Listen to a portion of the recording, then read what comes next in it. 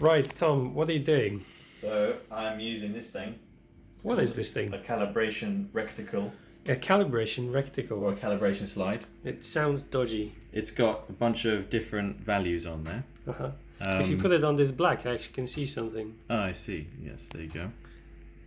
And I'm looking specifically at the 0.01 millimeters. So it's like a very, very small scale. Yeah, which would mean it's 10 microns per division. Okay. And we're looking at these meshes that we made. Uh-huh. And the meshes that we ordered from eBay. Yes. And sorry to report that they're actually shit. Oh. All of them are shit, apart from that 25 one which had us stumped last time. So basically what you're saying is that what we're buying on eBay isn't what it says on the tin.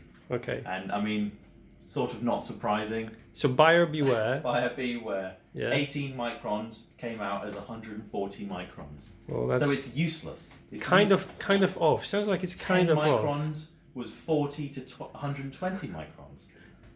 We got 5 microns, advertised as 5 microns. 5 microns, yeah. Coming in at 20 to 80 microns. Okay. So for if people who want to do science at home and you think that you're going to get some good science equipment on eBay, think again. But this is also important because the shop on eBay sells it for fish tanks, right? Right.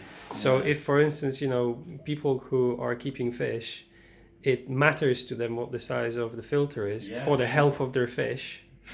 And you got these people wondering why their fish are dying, and they can't trace it to the actual mesh because, who knows? So we'll do an article when you're done, Tom. Thank you very much for looking at those. But we're actually using the microscope to check all of them. Doing a bit of investigation. Super. This is Thank you, sir.